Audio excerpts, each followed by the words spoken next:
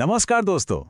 कभी सोचा है कि जब हम म्यूचुअल फंड में पैसा लगाते हैं तो उस पैसे का पर्दे के पीछे असल में होता क्या है? आज हम इसी गुत्थी को बिल्कुल आसान भाषा में सुलझाने वाले हैं। तो चलिए शुरू करते हैं।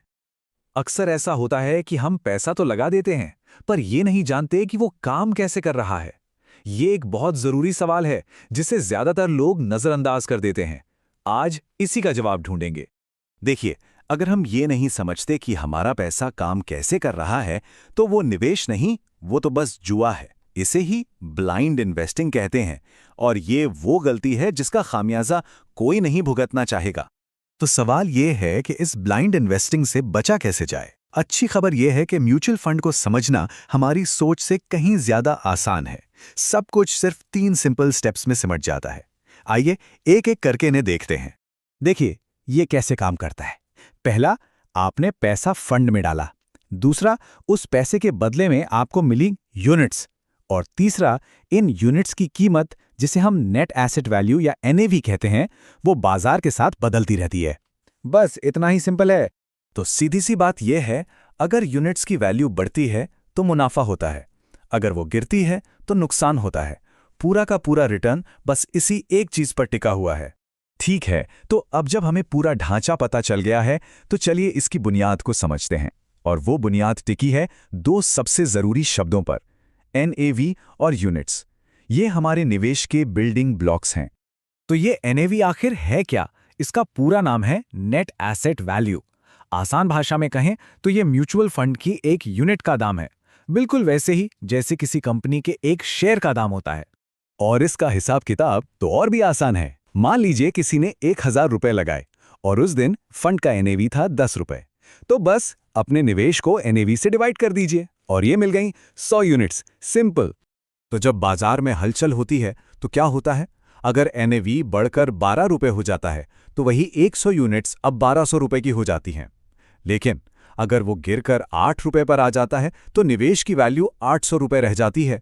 और दोस्तों, यही मार्केट रिस्क है। अगर ये सब थोड़ा टेक्निकल लग रहा है तो कोई बात नहीं, चलिए इसे एक मजेदार तरीके से समझते हैं। सोचिए, एक म्यूचुअल फंड एक बहुत बड़े टेस्टी पिज्जा की तरह है। इस कहानी में जो पूरा पिज्जा है वो है फंड का टोटल पैसा, यानी उसकी कुल संपत्ति। और पिज्जा की हर एक स्लाइस वो है एक यूनिट। तो जब कोई पैसा लगाता है तो वो असल में उस पिज्जा की कुछ स्लाइसें खरीद रहा होता है। अब सवाल ये कि स्लाइस की कीमत ऊपर नीचे क्यों होती है? क्योंकि फंड मैनेजर हमारे पैसे को रिलायंस या इन्फोसिस जैसी बड़ी बड़ी कंपनियों के शेयर्स में लगाता है। जब ये कंपनियां अच्छा करती हैं तो फंड की वैल्यू बढ़ती है और इसीलिए हमारी स्लाइस की कीमत भी बढ़ जाती है।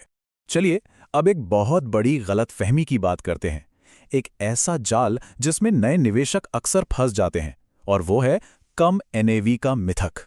बहुत से लोगों को लगता है कि जिस फंड का एनएवी कम है वो सस्ता है और बेहतर सौदा है, लेकिन ये सच नहीं है। जो चीज असल में मायने रखती है वो कीमत नहीं बल्कि फंड की ग्रोथ की रफ्तार है, यानी उसका परसेंटेज ग्रोथ।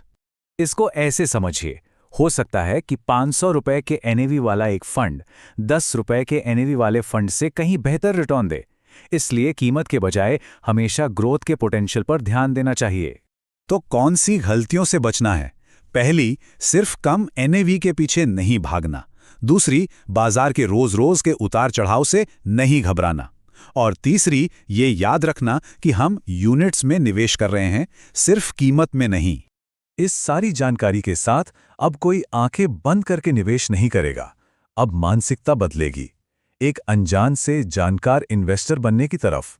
हमेशा ये बात याद रखिए, इन्वेस्टिंग कोई जादू नहीं है, ये एक सिस्टम है जिसे कोई भी सीख सकता है और इसमें महारत हासिल कर सकता है। और एक बार जब आप इस सिस्टम को समझ जाते हैं तो फिर बाजार से डर नहीं लगता, बल्कि आप उसे अपने फायदे के लिए इस्तेमाल करना शुरू कर देते हैं। यही है ज्ञान की असली ताकत।